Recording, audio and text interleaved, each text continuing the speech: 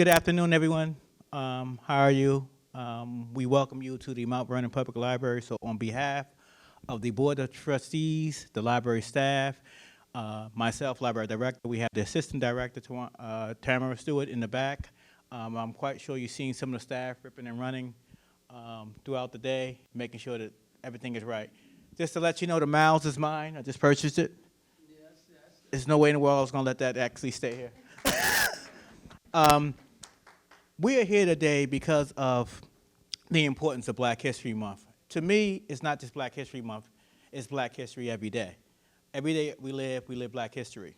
So being a student of people such as John Henry Clark, Ivan Van Sertima, studying the information about Black bibliophiles from Arthur Schomburg to Edmund, so many different Black bibliophiles and Black historians. If you read Earl Thorpe's book entitled Black Historian, it gives you a plethora of information of historians prior to the Black historians being allowed to be considered historians. So one of the first Black historians to actually organize a comprehensive manuscript was by the name of George Washington Williams, a former military colonel, and actually wrote on behalf of what was going on in the Congo with Leopold and what have you. And this is in the late 19th century during that particular time.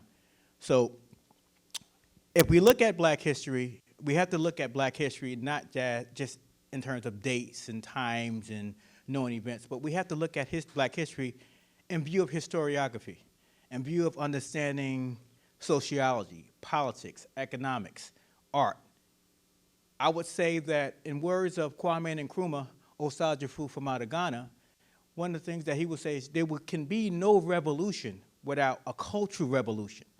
And the cultural revolution actually starts from the arts, from the music, from the drawing, from the architects designing and having a vision of moving society forward. And so, in words of Kwame Nkrumah or Osagyefo, Amir Baraka always would say that, because I'm from the city of Newark, but I'm here in Mount Vernon and I love it. But Amir Baraka would always say that there's no revolution without the arts. So if you look at the moving forces of gentrification throughout society, you would see arts like paintings and this. The Harlem Renaissance was moved not just from the political struggle, but it was also moved more importantly by the arts. And the Schomburg Library on 135th Street was a very integral part of that moving reality. So when we look at history, we have to include the arts. It's just a must. And I'm not just saying this because I'm an artist and I like art.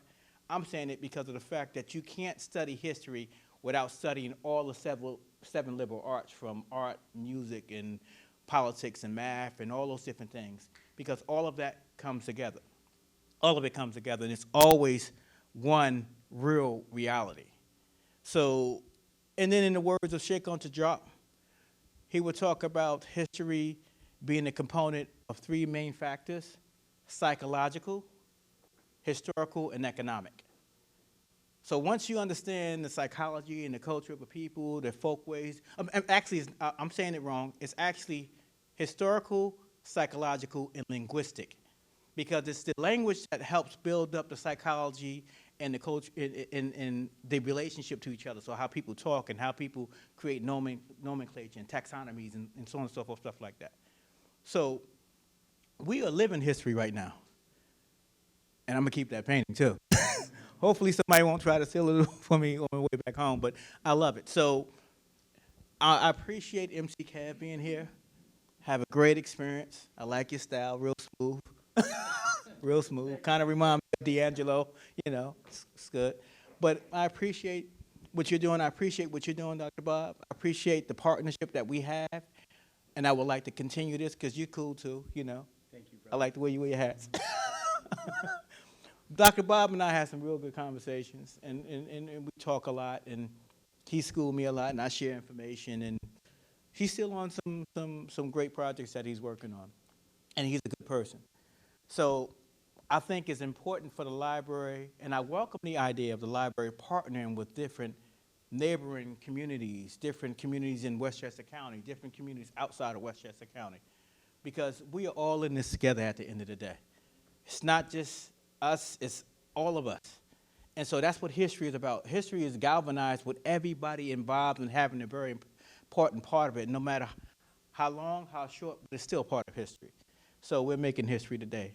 And I look forward to learning from you. I got your painting already, so we good, you know. Got your painting. So I'm going to be good with my wife tonight. Yes. Thank you so much. And Thank on you. behalf of the library, the Board of Trustees, the Cipher,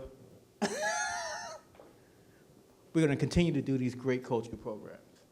Thank you so much.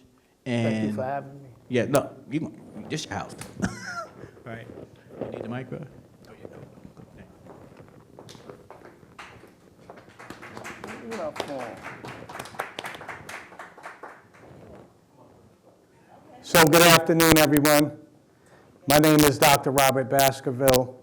I am a longtime resident of Mount Vernon, and my friends know me by various names, Bob, Brooklyn Bob. I'd like to firstly extend a hearty welcome to all of you on behalf of Mount Vernon Library and our other partners in the Decipher series. The Decipher series is an effort to try to re-engage Black people in the pressing challenges of our time. I don't need to remind anyone of the momentous developments that we see both here and on a global stage, and the fate of Black people is at the center of all of these, and we cannot afford to forget it. This series is organized under the motto, this is a variety show that features authors, artists, scholars, journalists, both at the national level and at the local level, under the motto, entertainment, engagement, and enlightenment. The struggle to reimagine ourselves as a people is as old as the challenges that we have historically faced in this nation and across the globe.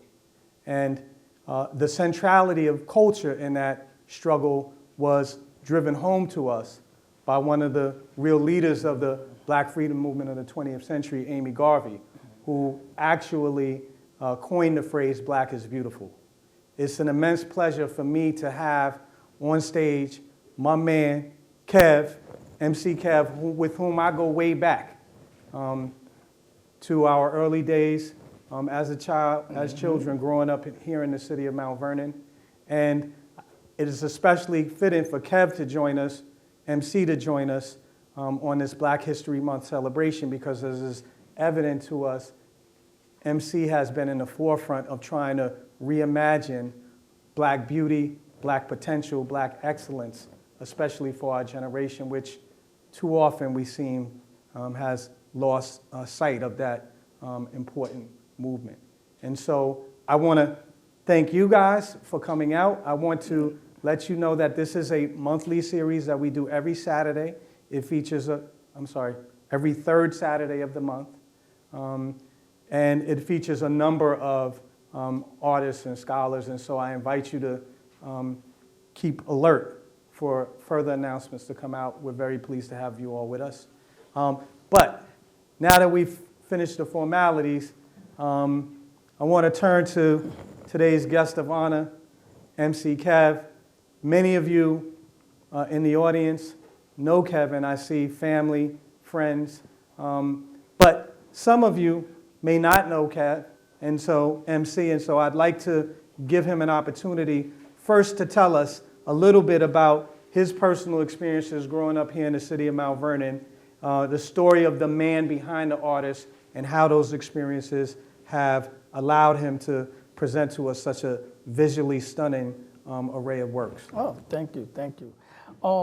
Once again, thank you all for coming. I'm honored, and it's a blessing, and it's a pleasure. My name is Kevin Ville. I'm born and raised in Mount Vernon. I go by the nickname of MC, which stands for MC, Master of Creativity. But it also derives from the days of my rapping days and music. Everybody know I love to write, I love to perform, I love to entertain. So the word and the name and the acronym became befitting. So of course he knows me since I was a child, so Kevin is cool and I don't mind it, but MC is the name that I sign all my paintings and all my pencil work is because that's the brand that I'm pushing, and that's the acronym that I live and go by. So MC, tell us, how does your musical and artistic experience growing up in Mount Vernon during the 80s and 90s translates into the work that you have devoted the last, I guess, decade or 2 decades of your life?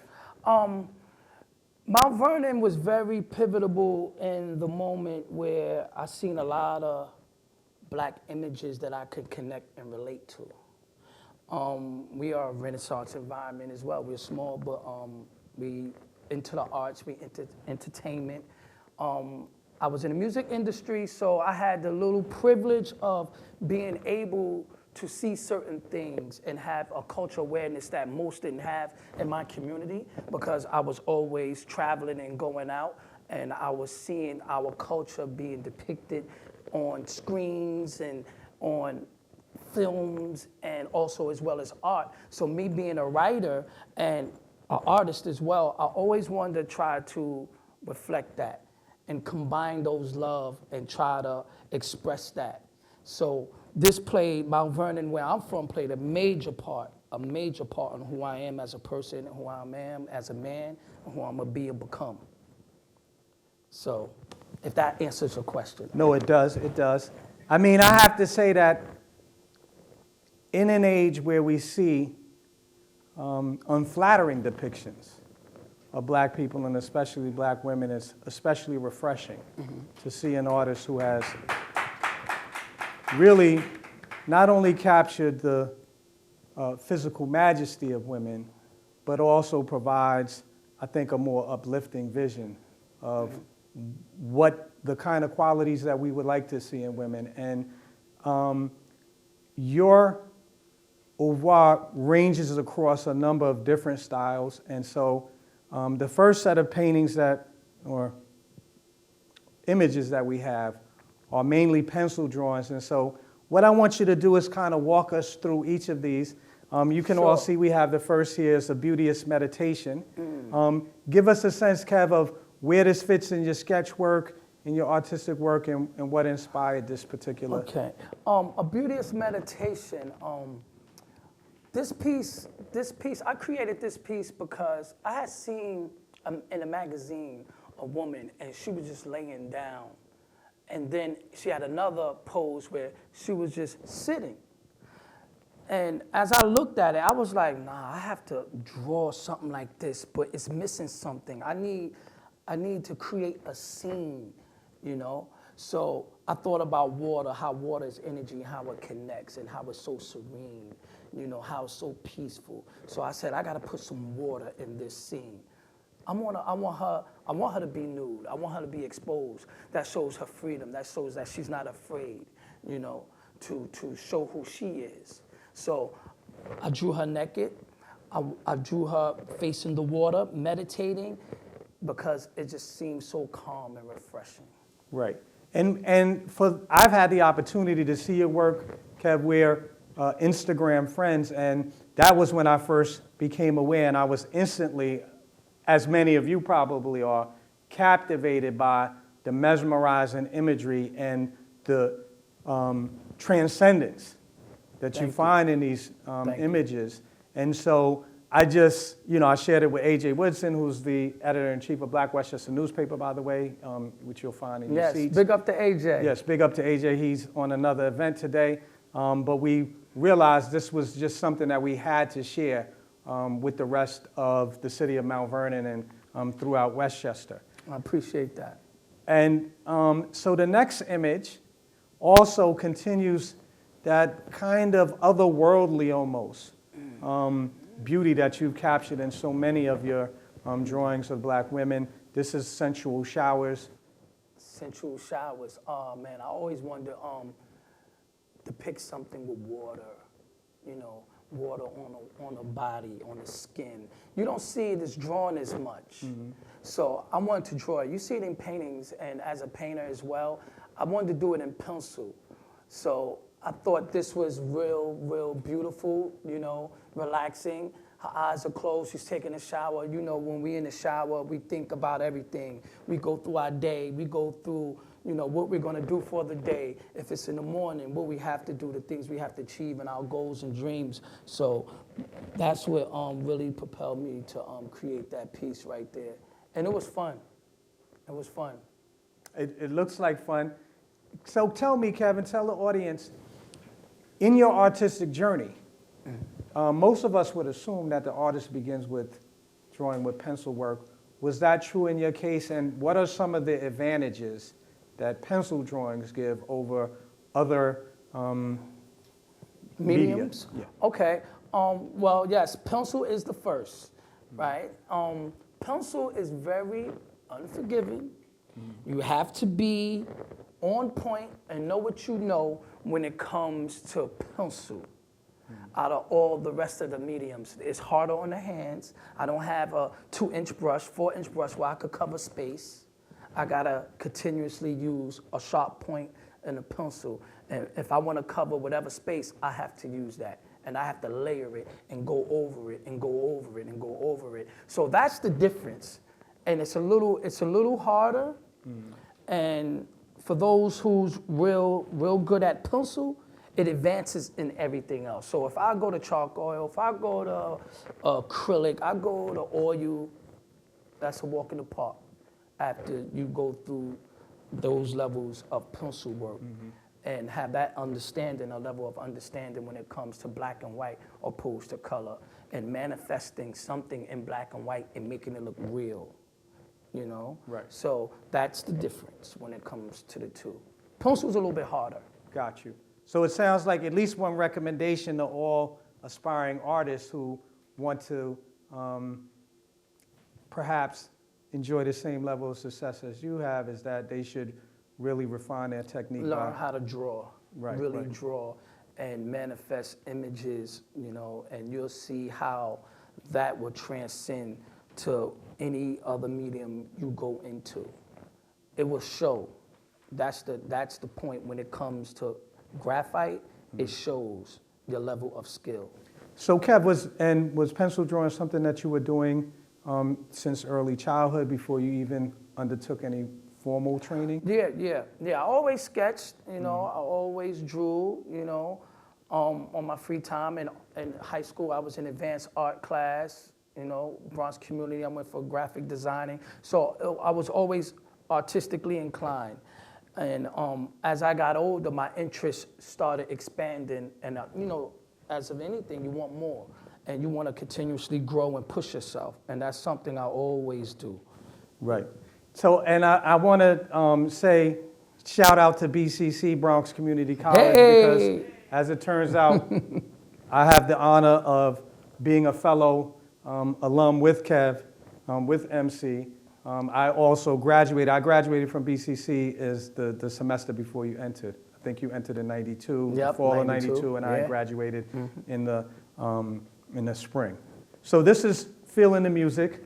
Oftentimes, music is really the foundation stone of so much of the aesthetic work and experience of black people. And I see that you tried to incorporate that very consciously into this drawing. If our audience member looks a little closer, you may be able to see some of the subtle references to musical performance besides the elation that we can see and the joy that we can see in the listener, female listeners. It's a nice word, elation. I like that. Yeah. But what are some of those subtle features, Kev, that...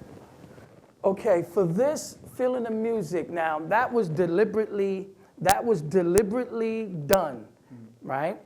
Because first, let me tell you who she is. This is Cassandra Wilson. Okay. She is a renowned jazz musician, for those who don't know, and she plays the guitar.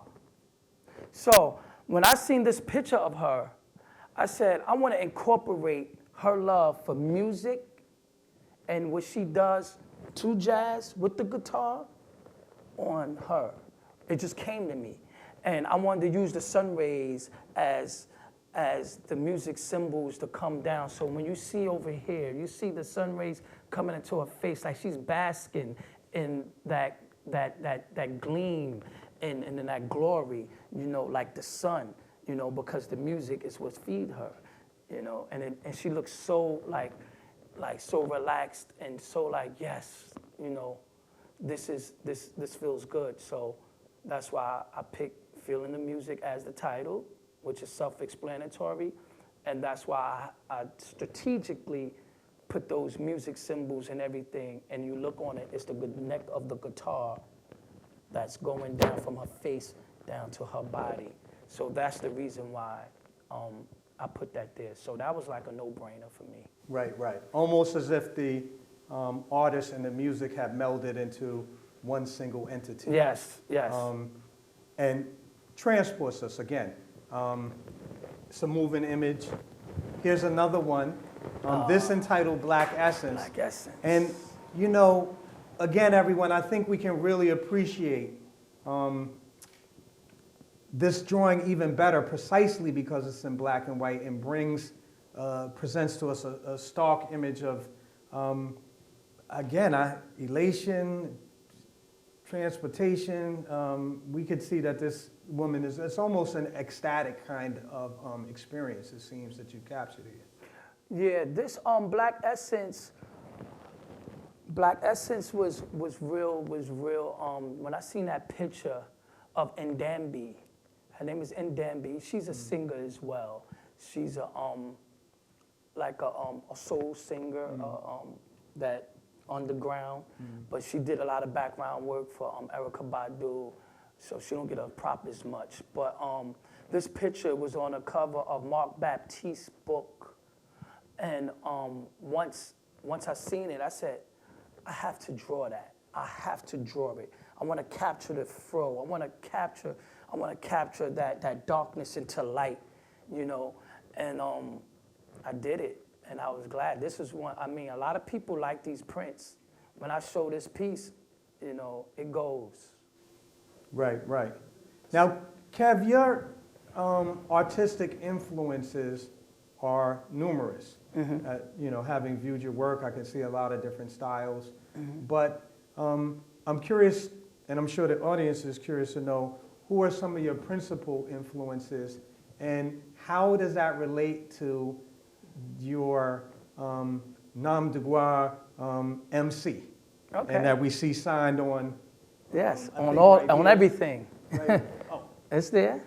Yep, there we go, right there. Yep. MC and I, when I was taking a close look in preparation for today's presentation, I noticed there was a crown there, and I was curious to know how does that relate to your artistic persona.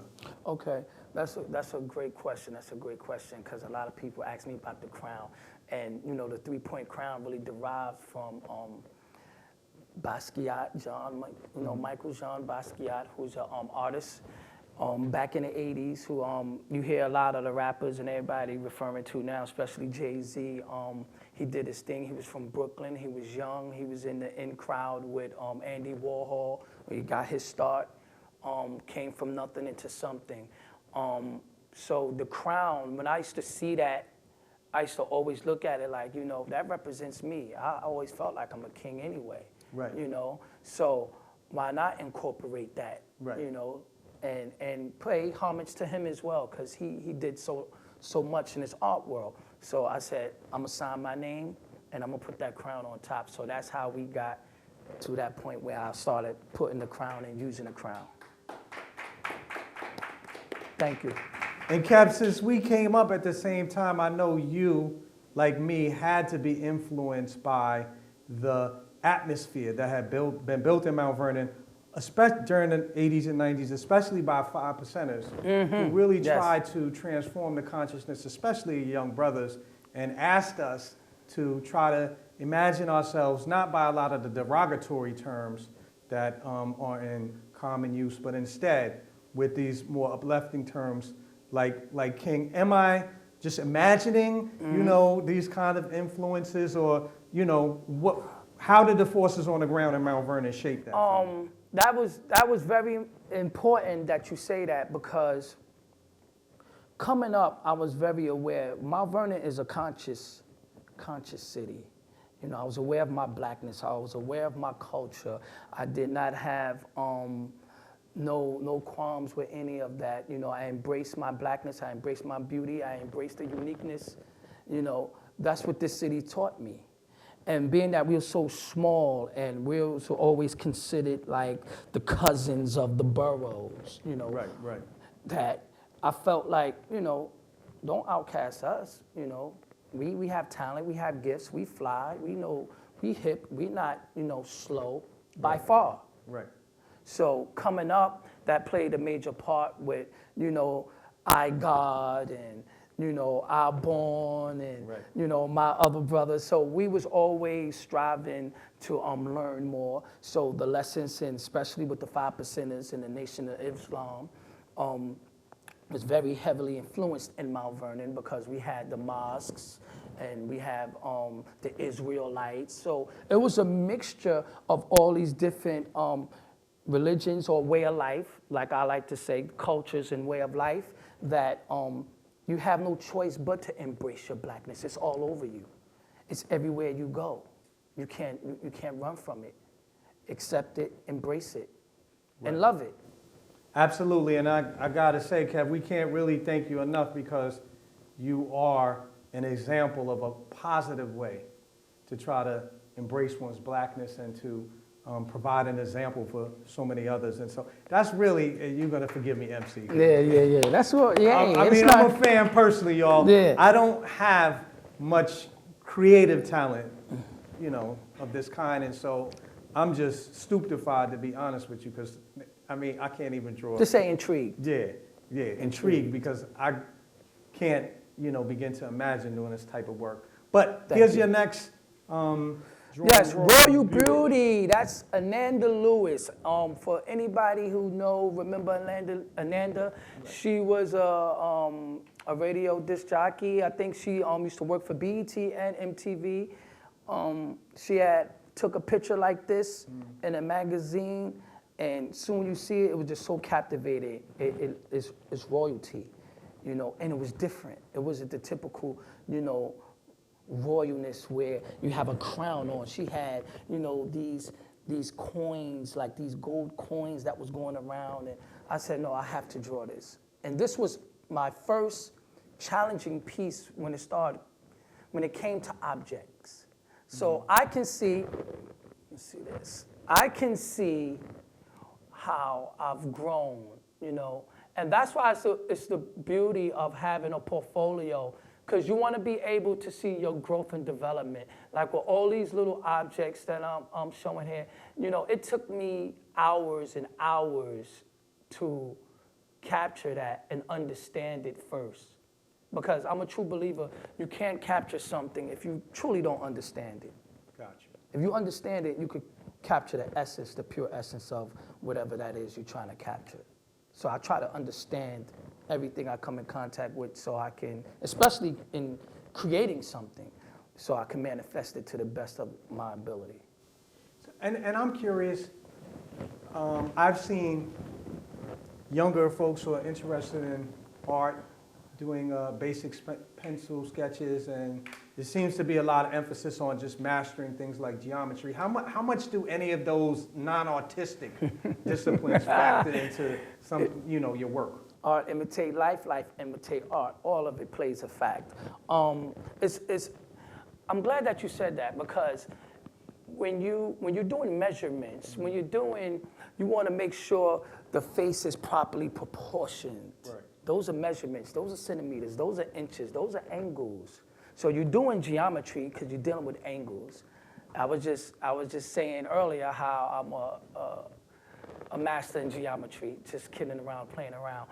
But that plays a part. Science, you have to know the science and understand how the anatomy, the human anatomy was created, where the joints are. So if I'm drawing something, it have to look real. So I know the internal aspect of what I'm drawing opposed to the external aspect, just in case I don't see it. Because we have what we call in pictures camera flaws. Mm-hmm. So now you get to the point where you might not be able to see it, but you know it exists. Right. I'm looking at you from here. I can't see your eyelashes, but I know you have them. So I have to put them on. Right. because I know that they exist. So I say that as an example on how important it is to know just the dynamics of the human anatomy and certain things. And all that comes into play with math, science, geometry, different aspects of putting and incorporating these things. Because if you don't use that, then it's going to look deformed, it's going to look out of place, it's going to look unnatural. So that all ties in. Got you. So it's already evident, and I didn't fully appreciate this until our discussion, that you draw inspiration from a lot of contemporary historical figures. Mm-hmm. And I gather that this is one of them. Yes. As a child of the 80s and Very 90s, underrated. You know, a fabulous singer. Yeah. I take it that you tell us who this is, because I said to myself last night, I don't want to get this wrong. But yeah, this is, Anita Baker. Absolutely. And this is when she was young and vibrant, when she was making all them 80 hits, and she had that fur on, and it was nice. And I said, I just can't draw the picture. I have to do something creative and unique to it. What is that? She got the fur on. It's snowing. It's snowing music symbols. That's, so that's what caused me to create. And a lot of other artists ask me about this piece. Like, did I go on top to get this white? Did I use a white pencil? Right. No. I sketched every piece and went around each individual piece. So I took that process that could have took me if I'd have just did the whole thing and then put the pieces with a white pencil on top of it. It would have cut down 10 hours, probably. Right, okay. But this was the best way I was going to be able to achieve the brightness of certain whites that I wanted. Because once you actually start putting the lead on top of the paper, it'll take some of the white off when I start erasing. So I want to be clear, Kev. So you're saying you sketched out the initial image and then you drew all the musical notes first? I drew so I sketched it out and I drew all the notes on where I want. So it took a lot of erasing. Oh, I don't like this way it's slanted. I don't like this quarter note. I don't like this half note. So me knowing music, I knew exactly what notes I wanted. So that was key as well. So it helped me a little bit, but then it drove me crazy because you could know so much and you like, now what you gonna do? Because you have all this information. So I said, just start putting the notes that come to you. And I sketched the notes, and once I sketched the notes onto the whole sketching, then I started shading actually around everything. So it made it hard. It was hard. This is a hard piece in pencil. And I challenge anybody to try it. It's hard. I certainly will not take you up on that, Kev. I know many of us recognize the Rapture of Love. That was Anita Baker's Monster hit, Monster album. Those of you who are too young to know it, I urge you to go back and do it. Now, this is another. And I think I know who I see here, Tribal Queen 3. But I'm going to allow you to elaborate. Is this also? This is Left Eye, Lisa Left Eye. And I met her, so, may God rest her soul. And when I seen this piece, I was looking for another. That's why it's Tribal Queen 3, because it's 1 and 2. So I did 2 alive and 2 deceased. And her eyes were just captivating. She always had those eyes. There was something about those eyes. She had real dark brown eyes where you almost can't see her pupils almost. Right. And so those eyes was captivating. And I said, know what, I got to do her for Tribal Queen 3. And as you see on her face is a butterfly. They all have butterflies. Like I said before, women are precious and beautiful like a butterfly with many colors, very fragile, but beautiful and strong to be able to take the currents of the wind. So butterfly is very befitting. So that's why I chose the tribal butterfly. And anybody know art, that's tribal style. So that style of butterfly that's on her face is tribal. So that's why I said Tribal Queen 3. Got you. Now, you have become so well known for your portraits, especially of musical talents, that you were recently commissioned Yes. to do a portrait for one of Westchester County's most renowned musicians. Yes, Mary and my guy Ricardo Cruz, he put that together and made that arrangement, and we made that happen. That was a beautiful thing. You know, and meeting her and seeing her in person is live, you know, from when I seen her from back in the days and stuff like that, and how she morphed and grown. So it was just a beautiful experience, you know, and as well as every piece that I do, whether they're a celebrity or not, you know, I love all my pieces equally.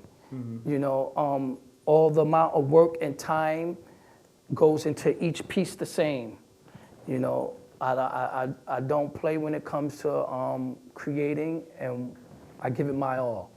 So it doesn't matter who it's for, you're getting my all, because that's what I believe in. Right. Now, this piece that we see is Galactic Groove. It also is a pencil sketch, I gather. A drawing, pencil drawing. A pencil drawing. But at least we see something of a shift here, because this is the first piece that actually features a black couple in a romantic embrace that captures the tenderness of black love that often goes overlooked today, and is a reminder to us all of the comfort that we can find in one another's arms if we have that right person. Yes. What inspired that? That's what I see here, Kev. Unity, man, love, man, is very important. And love is the divine conqueror of all things. You know, when you have a special person in your life, it makes life easier. You know, you have somebody to vent to connect and build with, so that's very important.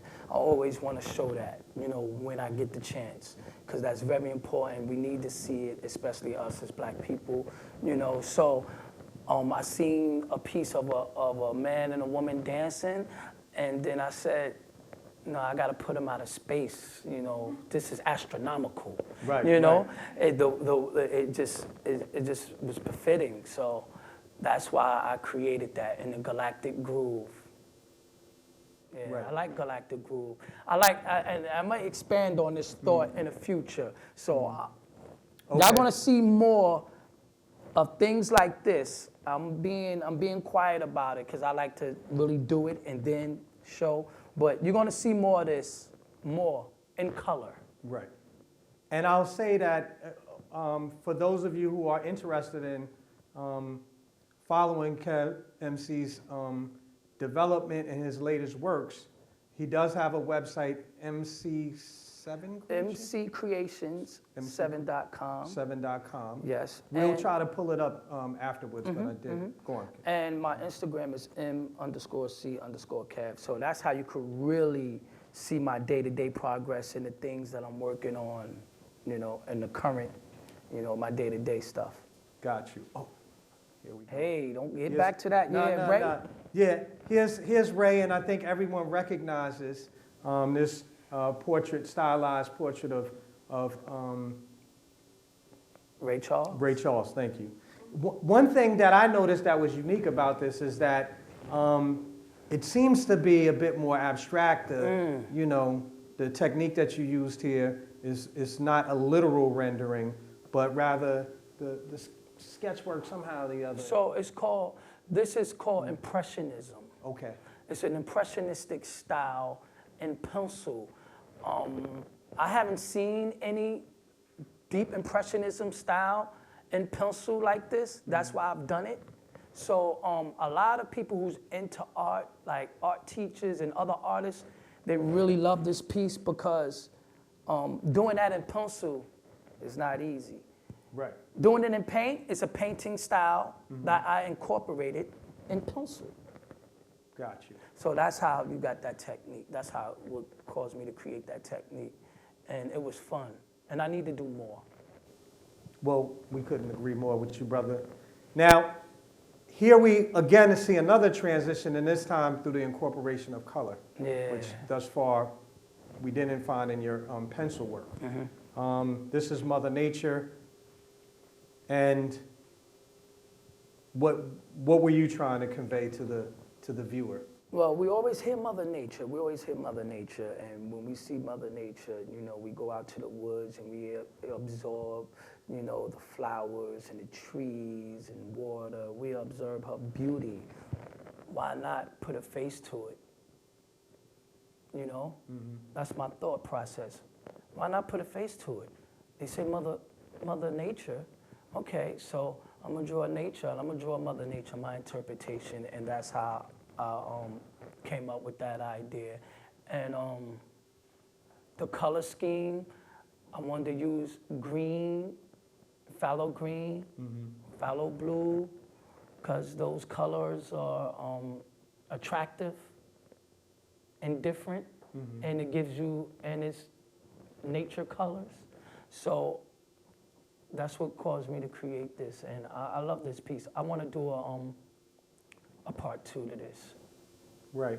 And I mean, this kind of harkens back to, I think, a more direct relationship that humanity once had with nature.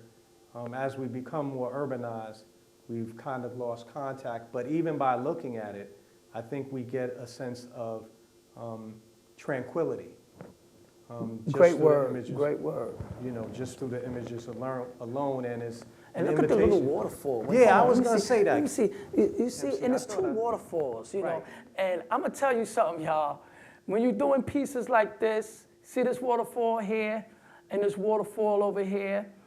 When I did this piece initially, I was like, I'm not covering that waterfall. I'm going to make sure they see that waterfall. So everything is strategically placed, from the eyes, the nose, to the lips, from the trees. There's a lot of thought process that go into that. So it may look like it's like, oh man, he did a nice piece. And no, it was strategically put everything, every little piece. And that's for all my pieces. I'm very conscious of what I do and what I want the viewer to see and what I want the viewer not to see. Right. I mean, we could see it in the way that the water sort of cascades over her facial features, giving it a little bit more dynamism, I think, you know, to come across the lips and to flow down. Really is an evocative image. Yeah, my cousin took that piece off of me a long time ago. Oh, okay. Well, Soon when he seen it. you know, I'm not going to tell you I'm going to lighten you up before you leave the library, but, you know, tomorrow might help me out with it. Yeah. Now, here's another piece, again in color, and also making use of water as a central theme. It's a lot of water. Okay. Y'all just put me on to something. I have a lot of pieces of water. You know, water is energy, you know, always connect. Splash. If you remember the movie from back in the day, Splash, I remember as a kid watching that movie, and I remember she flicked her fins up into the water, you know, and was going down. I was like, yo, that's so cool, you know? I like that. And as an adult, when the perfect opportunity came for me to paint something like that, I did it. And I used those colors. I wanted to be a night scene though. Her scene was kind of day. I wanted mine to be like night. I want the moon to illuminate. I want to give it that vibe where you see it. It's like, what is that? Is it a mermaid or is it a fish? Right. Who knows, you know? It's up to I made this piece for the viewer. It's whatever the viewer say it is. Right. However the viewer connects with it. I mean, as I look at it now, I'm conscious that the figure is descending beneath the surface of the water, almost as we might descend into our own subconscious as a people, as we try to reflect on where we're at. Get deep with it. Well, you know, Kev, I try. Thank goodness you're here, brother, to inspire me. Deep with it. Here we have Dirty Dancing. Dirty Dancing. A lot of people love this piece. My mom loved this piece. My mom got this piece. This piece right here, Dirty Dancing, everybody say it reminds them of Ernie You know, Ernie pieces from Good Times. Remember where JJ was on? Well, the artist's name is Ernie Barnes, right? Ernie Barnes. And I said, that was the 70s. We got to give them something for the millennials. You know, we got to give them something for now. And everybody's so different. And that's why you see it's monochromatics in each piece. So monochromatic means that using a variation of one color, not going out that color scheme. So can I see this? Yeah. So this lady right here in this Arizona Chrism, one of my favorite colors, you see, I'm not going out that color scheme as him. I'm not going out the color scheme. And everybody, because this represents the human family, this represents all of us. We're all unique and different. We have our own colors, you know. And I tell everybody, you know, embrace that. Don't run from it, you know. So I like this piece. It's very creative. And a friend of mine loved this piece so much, he commissioned me to paint it over, but just different for him, because he had a club at the time, and I did it over for him, a little bit different. But this piece, very colorful, party scene, good vibes, man, good energy when you see this. You see these two right here. Everybody had their own identity. You know, I even did the sandwich. Look at the sandwich back there. Look at them. You know what I mean? Yeah. You know, different styles of dancing, as you see, all incorporated in one space. Right, and in a way, a very multi-generational portrait. Some of the styles of clothing, at least the brother with the fedora in the front, harkens back to maybe an earlier era, although the fedora is making a comeback these days. So And a checkerboard blazer. Okay. Look at the checkerboard blazer. The checkerboard blazer right here. Right. You see what I'm saying? Okay. Well, look at this guy. This guy right here, what he's doing, he's holding her up in the air. She's just blocking him. Look, her feet. Right. He got his hands is grabbing her butt, and she's up in the air. So you got to really look at this piece. She got her arms in the air like she's having a good time in the background. So this is a fun piece. When you look at it, really look at it, and see all the different characters. Got you. Here we go. This goes back to black and white, but I was very conscious when I saw it of the application of a more abstract kind of technique. So I won't attempt to put a name on it, but it's very obvious in the way that the image has been broken up and reorganized with these geometric shapes. At least what I saw, it was singular in that regard. What inspired this particular piece, and why do the play with the geometry like this? Okay, well, this is called cubism. So, for those who know, who's into art and might not know how to identify with the styles, that's why I had a different variation of styles, because I love to educate our people on art, because when I go everywhere else, you know, I don't see much as us, and I always try to invite and get us into it, because that's what we need to be getting into, because art is life and life is art, and every bit of art. Cubism is dealing with the shapes of things. So you got Picasso. You always hear Picasso, Pablo Picasso. He was a master in Cubism. That was his style. That's what he did.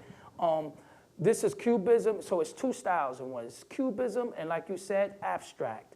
Abstract is just taking something from the norm and twisting it, bending it, redefining it the way you see it, and the way it makes sense in your mind, the artist's mind, and whoever connects with it, which makes it abstract, is just taking it outside of the norm. So I wanted to always do a piece of a face in Cubism, but not the typical way, you know. And so if you don't know, a couple people get this right, but this is Rihanna. Okay. And I cut her distinctive features off, like her chin, because I didn't want people to get it too much in certain little pieces. But I discovered a lot of people who's been into my art, they've been getting it, and they've been like, oh, I like that Rihanna piece. So, Kev, I got to tell you, I noticed that you had shapes of a woman here to suggest that women are far more multifaceted. yes. And can't be reduced to the physical form alone. And also sort of, as a man, reminds me of the puzzle of womanhood. Yeah. And maybe how it requires us to give more thought to Right. the experiences of our female counterparts and how we can best complement. Because there's many shapes to a woman. Right. A woman is not one shape. You're not one shape. A man is not one shape. I don't believe in people just being just one thing. This is just who they are. They multifaceted. They have different aspects and things that who they are.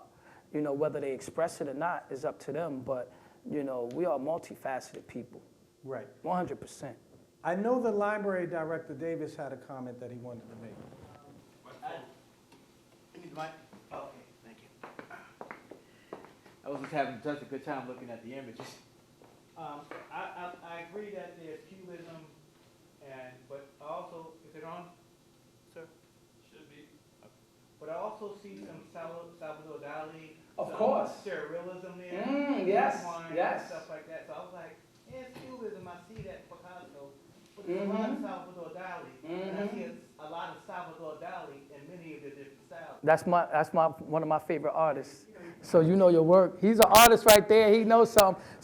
All right. Salvador Dali is one of my favorite artists. He's a surrealism artist from back in the days. If you see dripping clocks and breasts on trees as fruits, he was very eclectic and eccentric and different.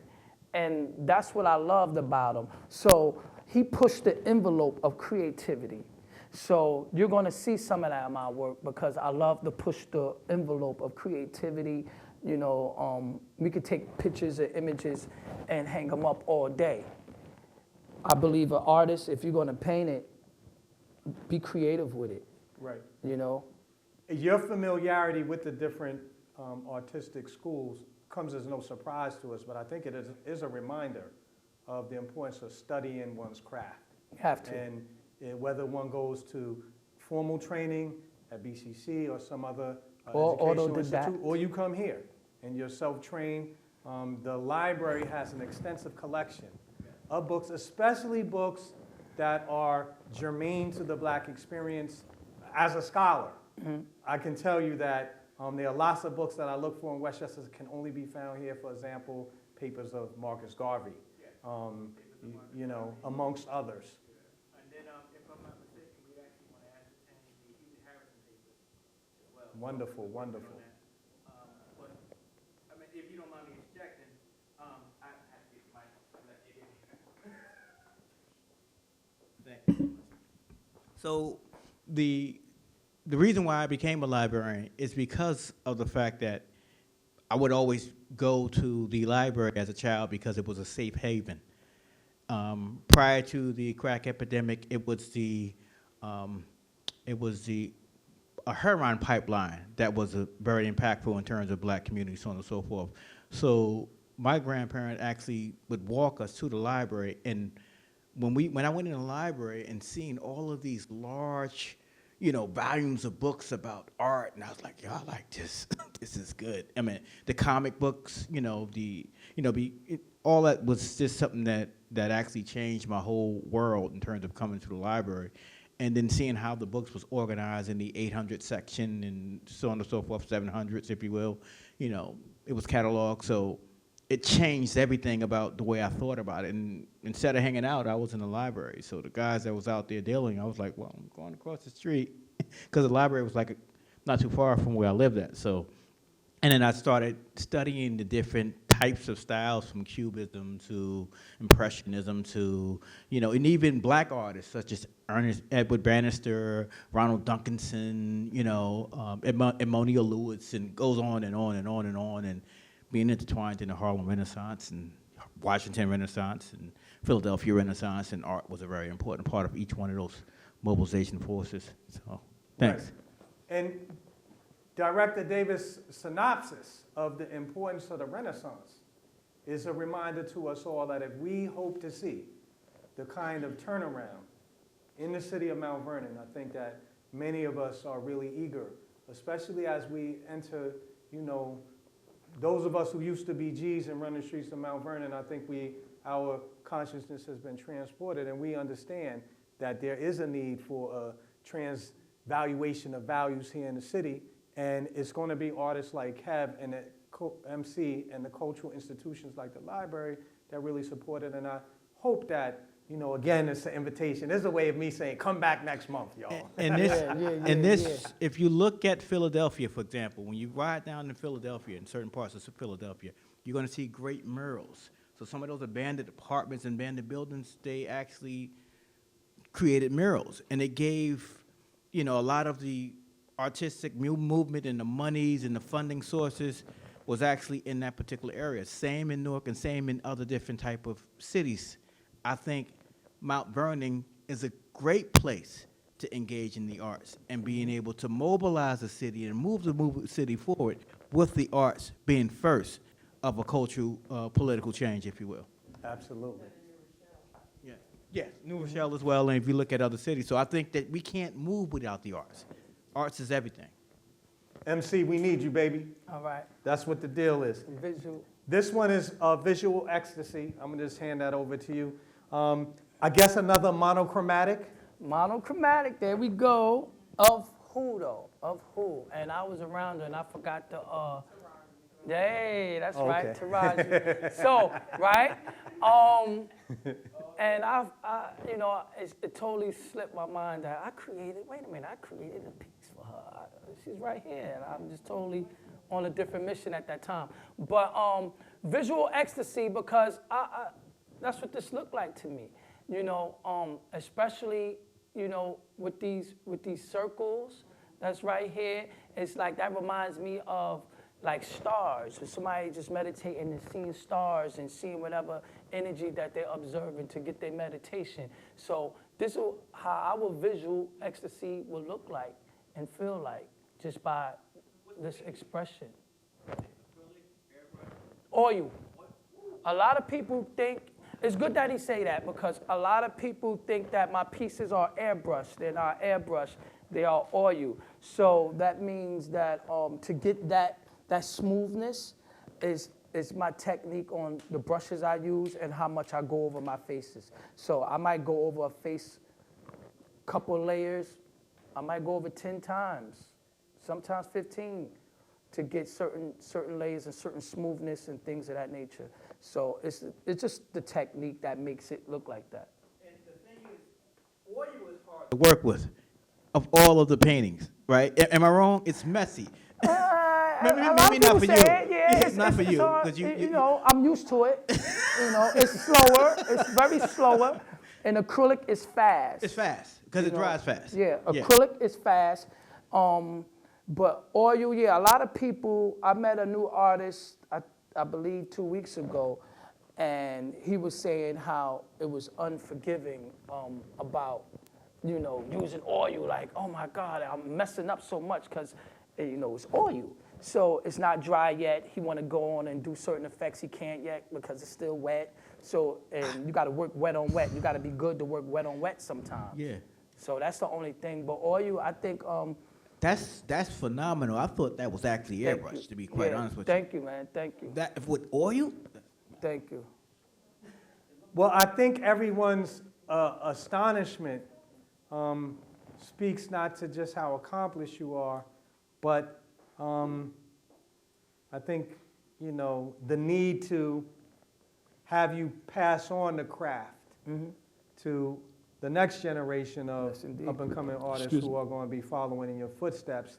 And that gives me an opportunity to ask as we transition to the next, what kind of work, besides being an active practicing artist, what kind of other work are you doing to bring new people into the craft behind you? Well,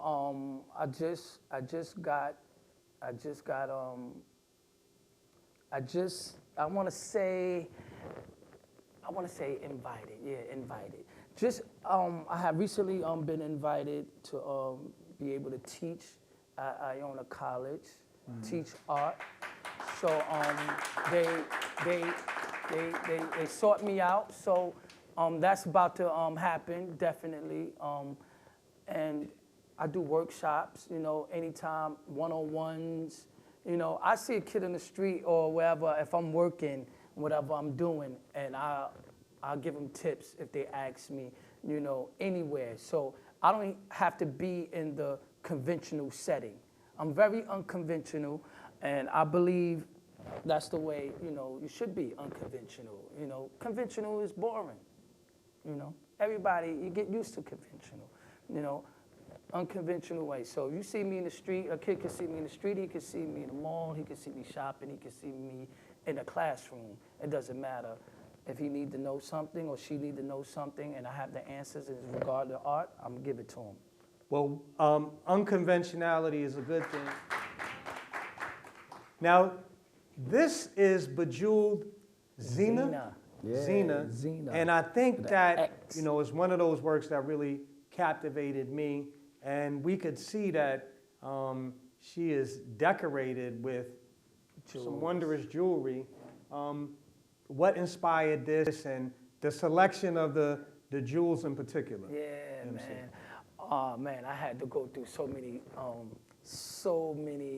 jewel books and magazines and just to pick out the jewels that I like. But first of all, I just wanted to say, you know, women are the jewels, you know.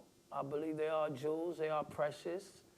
And how can we display that and show that this is the best way that I felt I could come up with? You know, I want her skin to be draped in jewels. That's her clothing. When she stands up, this is what you see, her jewelry strategically placed, you know, as her clothing, as her garments, you know, because they are a part of her. And this is a beginning of my superhero, one of my female superhero with powers. Every time I look at it, the idea just comes back to me and how this centerpiece right here, where the third eye at. You see that? You see that diamond where that third eye at? Is the most power right there. And you know, she can give an energy burst that'll do some remarkable things with that, you know. So every time I see this piece, I think about character, you know, superhero, because, you know, to be honest, black women are superheroes, right? I mean, am I wrong for that? No, listen, my mother's a superhero. Of course, my mother's superhero, my sister, my baby superheroes, all y'all women are superheroes. You know, it is what it is. I see vestiges there of Miles Davis' Bitches Brew. You know the album cover? Yes, of course. Yeah. Of course. Hey. Well, they was naked. Oh yeah, but yeah. So, you know, and it just shows like, you know, that us, you know, can always appreciate, you know, jewels and beauty that's in a woman, man. You know, it's cut and dry. I don't try to be too deep. I try to make it plain to the viewer, and then when we can have a discussion and when it becomes a conversational piece, then you see it's deeper than what you just see. Right. So this is just a manifestation of what I believe that the women are, but it's much more deeper than that. But this was the best way I could replicate it and show that, you know, black women are jewel. Right.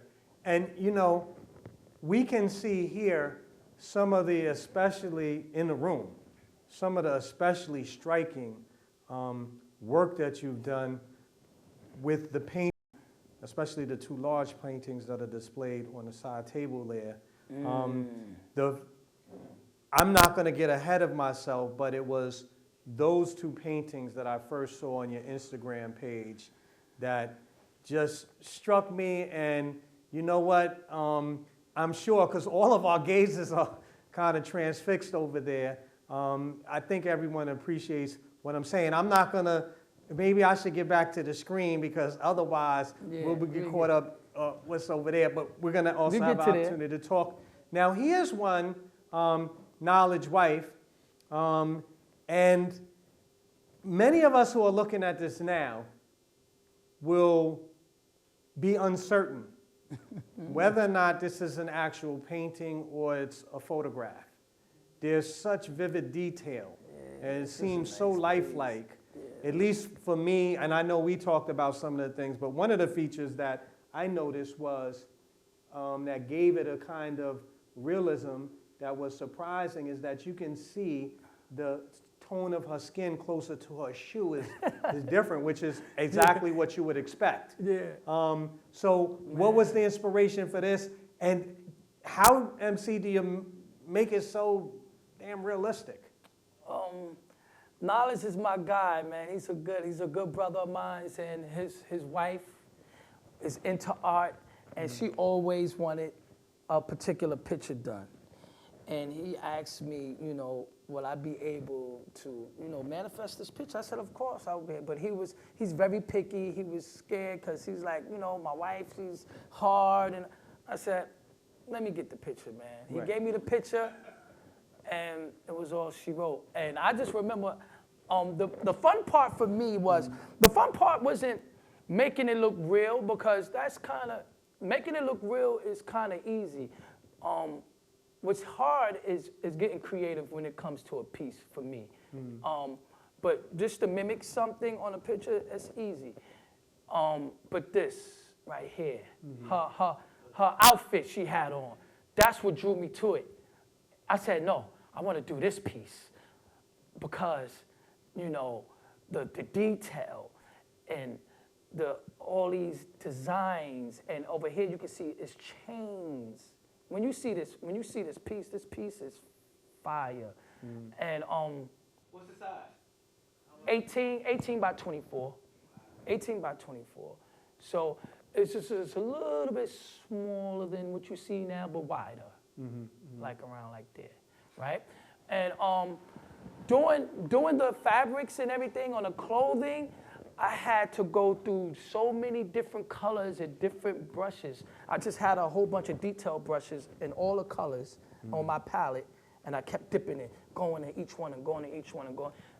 This took most of the time right here. And we can, I mean, the pattern is just Everything else, phenomenal. thank you. Everything else, like doing the wall and the statue and the rug, when you see how I did the rug, you can actually see the texture in this rug when you see it up close, even down here to the bottom of where the wall ends at, when you see things like that, where they have at the end of the wall. But this, what gets people is the shadow here and the shadow here. And your eye says it's real, because I put in the shadow from the up to here. All these little subtle things is what made it look real, and I deliberately put those in there because he wanted to make it look real. He said, I wanted to make it look just like this, and that's what I did. Well, you really, Nice piece. yes, captured her. This is Deep Seeing, Oh, and the title alone already begins to, Deep Seeing. you know, present us with a puzzle to figure out. Yeah, Deep Seeing, man. Deep Seeing, is y'all familiar with Beowulf? Yeah. Okay, the movie Beowulf, so everybody know the scene where Angelina, where she was at the end and she was looking. When I seen that, I said, I'm going to paint something like that in my way. And I happened to come across a picture of a woman in water. Now, that's it. It was just a woman in water. I put this up here, you know, it was her whole face. It was showing her she was in water. And I said, no, now I got that look. Because it's a look. I want that piercing look. Right. You know, and she had that look, and I just changed her eyes into blue, or that background. I created that whole background with the red, yellow, and the white, and the blue, and the red, like almost kind of like the American color, the twilight. And she's in the water. And I didn't do the water typically like how you see water. I did the water like that because that's when you're high up and when you see the clouds and you're that close, the water becomes a mirror and it reflects all the images and everything that you see. So that's why we have the water with that color in the water as well. and those lights are bouncing everywhere from the sun in the background, which is a twilight. And it's mysterious. It's mysterious, you know, what she's looking at, what is she? She's a mermaid, she's human, where is she? Look like she's in the middle of nowhere, you know, and she's deep seeing. Right. You know, she's deep seeing. So it's almost like a double entendre, even though I put the seeing as in see, but we already know that the S-E-A as in the sea. Right. You know? So that's why, and it's deep. So the title's befitting, Deep Seeing. Absolutely. Now, when you and I talked, MC, I asked you specifically about overt political influences in your work. Yeah. And you told me that you don't necessarily focus consciously on political themes. Yeah, I don't. But this is, for all of us, obviously, is so fraught with political meaning. Yes. Precisely because of the figure who's represented Very. here. Everyone will realize this is Nelson Mandela. And unlike many depictions of Nelson Mandela, which would be far more serious, this seems almost a kind of comical, satirical element that you've incorporated through the visual elements, the paint on the face, which suggests almost a clown, circus imagery. And then you got the gloves, and of course you have his the stripes of his prison uniform. So that's a lot of different themes going on there. And I was curious, and he has such a broad smile on his face. How did you come up with that? I was commissioned to do this piece. All right, now this piece, let me tell you how this piece came about. A good brother of mine, Lenny, commissioned me to do this piece. He was intrigued about Nelson Mandela, and he's a Russian Jew. And when he read the book, he just connected with him, He felt like, this man been through a lot. He's been persecuted. He's been in prison for so long just for standing up and fighting for his rights and what he believed is right for his people. And then to actually come home and become the president of the people who once put him in prison, it's like one in a lifetime thing. This man is beyond great, and not to be disturbed by that, to still have a smile. Look at his smile, to still have a smile, to still be able to function and have all your faculties. If you see his cell where he was at, it was a dungeon underground. They use that as a historical monument now. You, as a museum, you go in there. People say they feel the energy in there and they get chills because of being to have Phantom to be living in that condition. Right. You see what I'm saying? And be able to be sane. It gives a testament to show you how great he is. But I wanted to show the playful side. Right. He's known for being a serious person, but he's also a man, and he's a human, and he has a playful side. And so this is me flirting with that idea, but also giving a conscious decision of the political aspect of what he's been through and how he knocked them out. Right. It almost reminds me, I can't help but, and Director Davis in a moment, but it reminded me, one thing is, that's my guy right there. Who gets the last laugh? Yeah.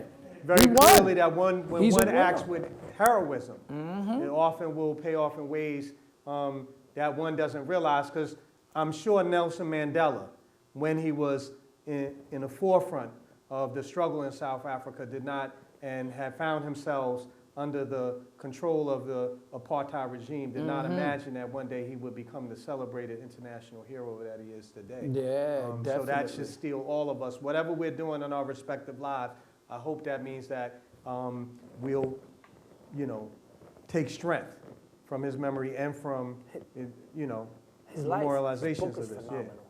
Now this is. Yes. is that Bethune was actually a great boxer too in real life. Oh, I did Yeah, not know. nah, he boxed. Okay. He had hands. Well, all right. Yeah, he was nice. Interesting detail. I was unaware of that. This is the last of the montage of paintings that you shared with us today.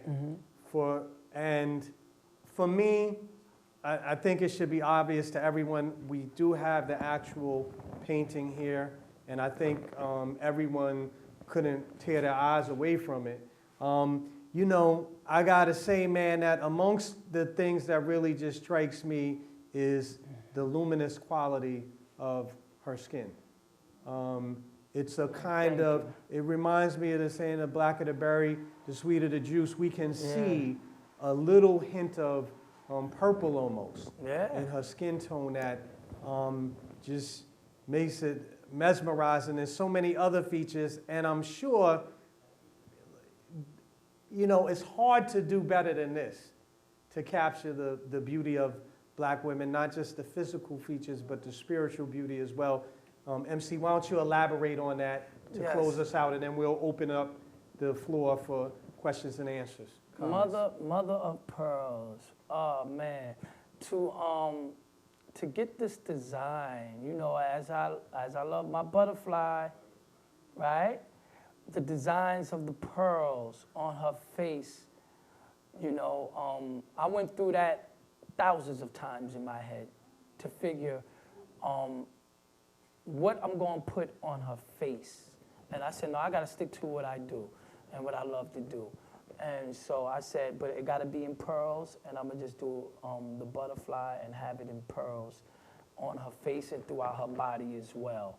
You know, we all know pearls are very precious, as I stated earlier, as women are, especially mothers. So this says everything. Her complexion, I wanted her complexion dark because it's not celebrated enough, you know? But everybody admits it's beautiful. Everybody admits it's beautiful. So I said, I have to celebrate it and show the beauty. And when I'm telling you, all walks of life, all races, all ethnicities, all different backgrounds, when they see this piece right here, it commands the respect that the women deserve, man. And I always knew it. And that's why I'm so happy and blessed that I was able to create that for people to see. And it's bigger than me. It's not for me. You know, it's for the world and the generations to come. This will be here. We'll be gone. I want this to be here. I want this to be seen.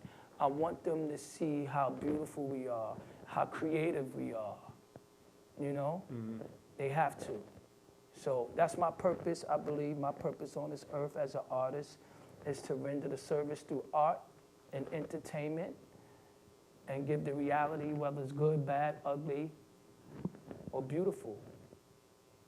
I have to do that. That's my responsibility. Well, MC, we can't thank you enough for joining us here in your hometown library. Thank you, thank you, thank you. It's an honor, it's an honor. It's an honor and a pleasure. I thank you once again, man, for taking the time out. Absolutely. And ask me to do this. This is a blessing, man. Please feel free to ask me any questions. And, Yes, we'll open it up to the audience members. Any questions? I know a lot of you out there are artists yourselves and may, you know, have technical questions you want to ask. Any question you know, feel free to the mic, ask your questions. I do know that some refreshments will be coming at some point, everyone. But I'm going to open up the floor to questions. First, One last question. yes, Director Davis. Just one last question. I would like to feature you in my Urban Art magazine. It's a free-based magazine that's shared all over the world. Want to do an article on you. You'll be in there with some of the great artists. I think it's fair. Hopefully you'll give me an opportunity to be able to feature you in the magazine. Of course, we'll talk. After this, we exchange numbers and get things going. Thank you, you know, for being willing to have me, man. Thank you so much.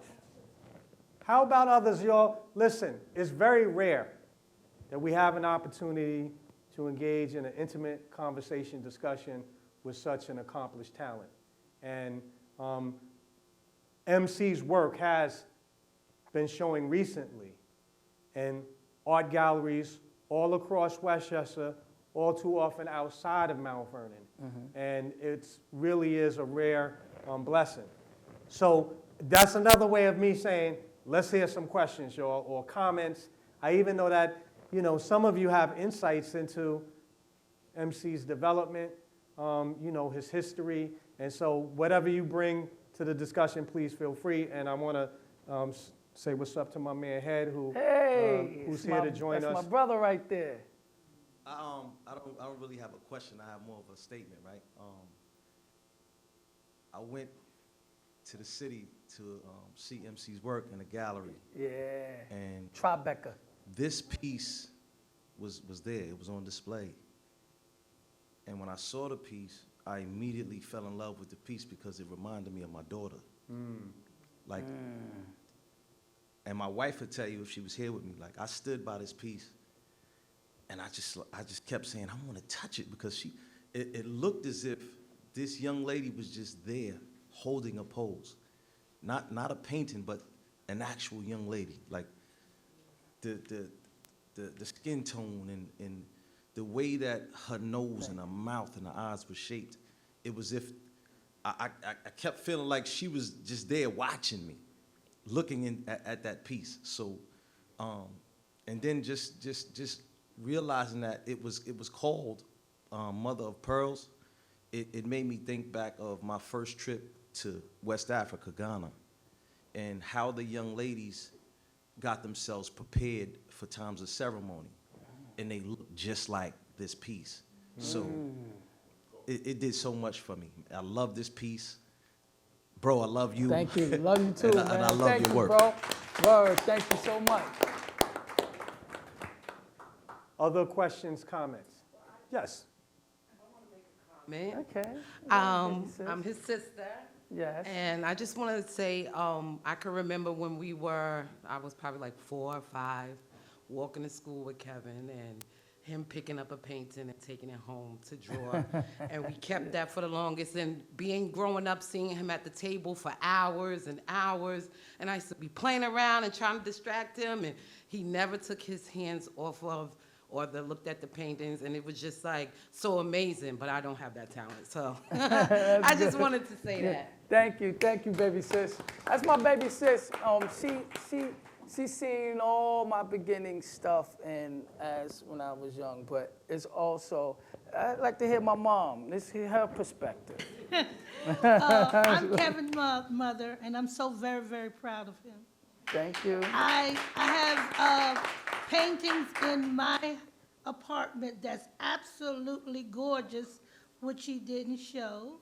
He drew a picture of me. I mean, it's marvelous. Every time someone walked in my apartment, they admired that painting. And I'm so, so very proud of him. Thank and you, I Mom. know if his father was alive, he would be sitting right here crying because he's so proud of his son to see him. Rest in peace.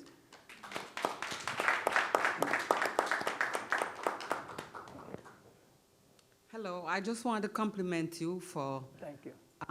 the great work you're doing, and I hope that you could offer it to a lot of young men in our community, instead of them going out doing, bad things, and offering this program would be good for the community. Yes. So thank you for bringing it, and your work is very great. Thank you so much. Well, I do a lot for the community with kids, dealing with kids. I'm an outreach worker for SNUG, so I'm always in contact with kids. We bring them to our office. We got studio stuff. I did an Eat and Paint win last week. So I'm always engaging. I'm at the high school. I'm always interacting with them and giving, just trying to pay it forward. That's it, And I gotta say, I think we all recognize how important it is to have voices who have an authentic resonance with young people, especially with young men. And MC really does personify that, because when, it's very important for us as men not to be cornballs. We gotta somehow, whatever we're doing, a lot of these more abstract kind of undertakings, oftentimes is coded as being corny, whether you're doing paintings or books or whatever it is that requires focus. And MC just represents to the fullest that you could be that dude and you can be an accomplished talent in your field. And I think we need more of that. And that's one of the reasons why we're bringing so many people head to you, man. I just want to say that Kevin's being real modest, right? I'm Kevin's supervisor at the SNUG program, and because we have Kevin on board, right? We work with the population in our communities that are at the highest risk of being shot or shooting someone else, right? And since Kevin has become a member of our team, not only have we implemented art at our location, but it's become a statewide thing across the state. Every SNUG unit is now incorporating an art program to their sites, and it's based on the work that Kevin has been doing since he's become a part of our team. So he's being modest. Thank you. He's influenced an entire state initiative to add art to the repertoire to help our young men and women that are struggling with the gun violence that we're undertaking at this time. So I could, but I won't. I'm gonna allow Kevin to do that because this is his moment. All right. Yes. How you doing? What is your question? SNUG should never use guns. It's an acronym, and it's guns spelled backward. I'm an outreach worker. I work to reduce gun violence with the highest risk of individuals to be shot or shoot someone else. So, yes, we throughout Westchester we have, I believe, 12 sites or 13 now. We have 12 sites across the state. We're opening 2 more within the next 2 months. Where? Across the entire state. We have Mount Vernon, Yonkers. The only place there isn't a site right now is in New Rochelle, but we have one in Peekskill. We have 2 in the Bronx. There's Albany, Schenectady, Troy, Newburgh. So we're in almost every major city in the state of New York, and we're still growing. Rochester. Rochester, yeah. Yep. Rochester. Yep. So I always figure out a way. We strategically sit down, me and my team, and figure out different strategies and ways to engage the kids. And how can we strategically get them off the street? Because they have talent. They just expressing themselves in a negative way. So if we could play a part of showing them how to express themselves positively, then their mind and their time is being occupied. And when their mind and time is occupied, then they don't have time to be looking for trouble or over here or over there. But what you said earlier is important. A lot of kids, and I admit when I was a kid, I thought it was very, very soft, Right. to be an artist, And when I rewind the hands of time in my mind and I say, what made me think that? What made me think that this was soft? It's because I didn't see it enough. And only way I could connect was with Bob Ross painting. Right. So what? It was very friendly, it was very soft, he was very gentle, right? And that was the only thing that I connected with and said, oh, well, it's soft, I'm not gonna do that, I don't wanna be looked at as soft. Or I don't wanna be, and you're a kid, so you don't know how to properly digest and figure things out. So I know from experience what I went through. So I always try to connect with them. Once, what you see is what you get. When they see me, I talk to them. I talk their language if I have to, because I have to talk the language of the people to get to them. If I'm talking the language that they don't understand, we're not going to connect. So, and then when we connect, then they trust me more. The respect come in. And then I'm able to teach and lead and show them a better way or a different way. And that's how it works. And it's not hard. Right. You just got to take the time to do it. And you got to have, that patience, that level of patience and that level of consistency to deal with kids. Because kids, they're tricky and they will test your nerve, Mm-hmm. And we know that. So that's very important, man.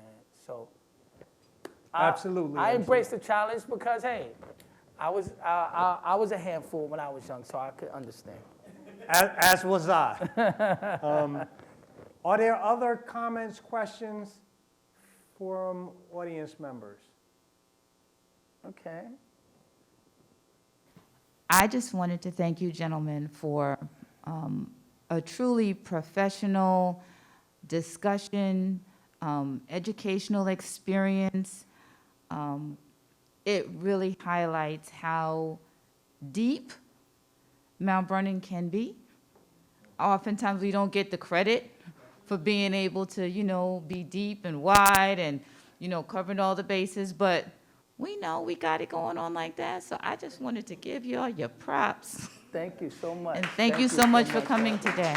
Thank you.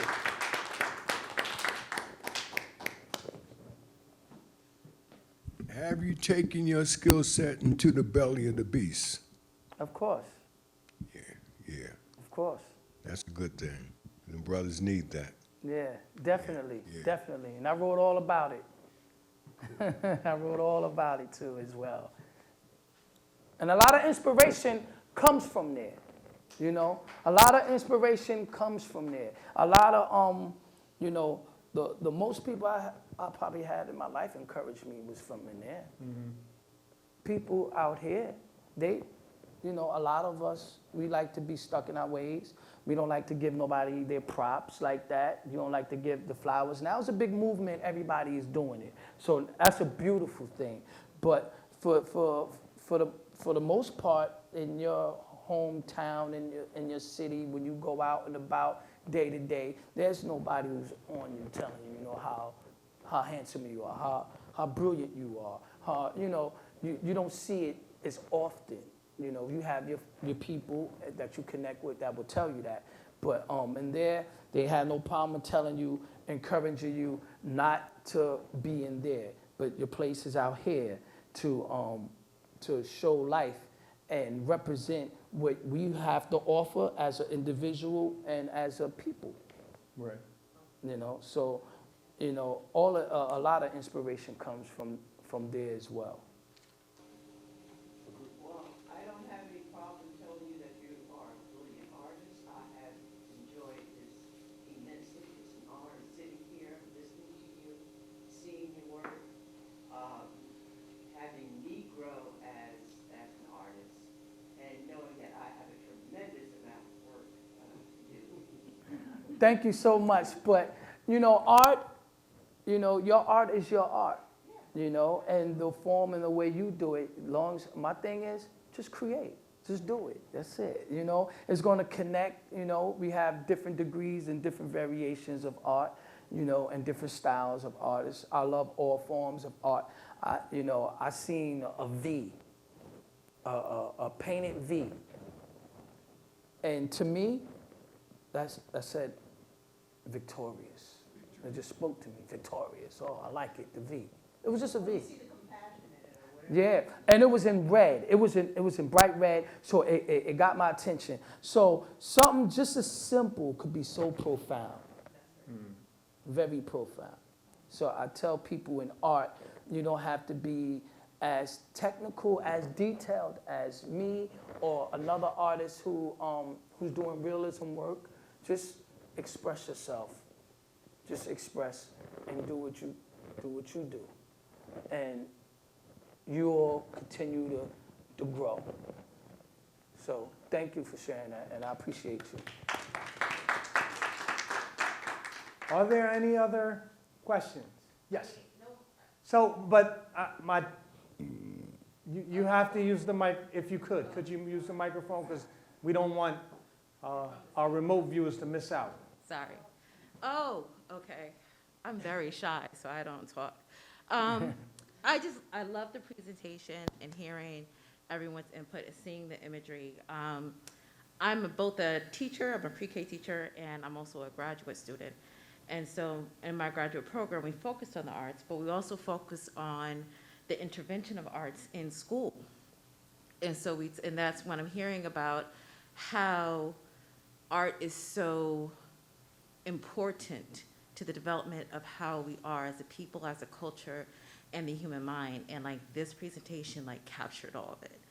It captured all of it so succinctly that it's just like, I want to see data, I want to see all of it, because it was just so beautifully done. And I just want to like share how it captured all of that in one piece.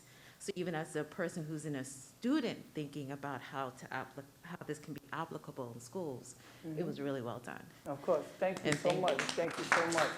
And another thing I would like to always say, what's important about art, and what I try to always get people involved in art, because it's one of the only things in life that appreciates within time. It doesn't devalue. So why wouldn't you invest in something like that? Why wouldn't you, be involved in something like that when you are that, right? So, invest in art. Take the time, invest in art, because art is really life, and life is art. And without the artists of the world, man, it's hard to see the future, they say. Think about that. Well, MC, we want to thank you for providing us with an uplifting vision of Black beauty in the 21st century, something that we desperately need in these uncertain times. Yes. I want to extend a thank you to all of the audience members for coming out and participating in today's program. The name of this program is Decipher. And for those of y'all who are familiar with a certain point in time in Mount Vernon history, you will hear the invocation of the two ideas. Firstly, the cipher, when groups of people come together to put their brains at collective work to think about the challenges that they have, and for the purpose of trying to decipher the challenges that we live in recognition that it's really going to take all of us to figure this thing out together. And so we'd like you to be aware. We appreciate your patience with the technical difficulties we're experiencing at the beginning, but I'm sure everyone knows that like every work in progress, there's room for improvement, and we thank you for being so understanding. We're going to have a more informal discussion. People can feel free to talk directly to MC about his works and prints that are available for sale if you're interested. And I'm expecting some sort of refreshments to come, maybe, something was supposed to come in the door. Hopefully that's going to happen. And in the meantime, everyone, I'm also going to display MC's website, MC Creations, and that'll be another way for you to reach out to him in the event that you want to purchase any of his artwork. On that note, everyone, I'm going to say thank you so much, but before I do, the assistant. I just wanted to let people know that the poem, You So Black, that's on the flyer that you have. If you go onto YouTube, there are 4 different versions read by Teresa the Songbird, and it will totally fill your soul. And it is the poetic expression that complements MC's work. So I encourage you, if you're feeling the lyrics on the paper, you ain't seen nothing till you hear the sister throw it down on YouTube. Yeah, that's what's up. And I would like to say, because we always, when I do stuff like this, we always talk about my art, but I'm a poet as well, and in each piece I have a poem too. So I'm gonna start incorporating those things as well. I like to, this is how I show and combine my loves. I figured it out. I took years and years of thinking, well, how am I gonna combine both? Because I don't want to leave one stranded. I want to be able to use my talents, all my talents, you know, to the best of my ability. So that's a beautiful marriage. And it's going to be some things to come in the future, I promise you. You're going to see these pieces being displayed, me performing the poems for these pieces so you get the interpretation and meaning from the person who created it while I'm alive. And let me be alive for a long time so I can do a lot of pieces. That means we have something to look forward to. Yes. Maybe again sometime in the near future when you're available, MC. Yes, sir. On that note, everyone, the formal presentation has come to a close, but I want everyone to hang around. We have some refreshments. Talk to MC about his work, you know, and I look forward to seeing you guys again next month. Thank you so much. Thank you.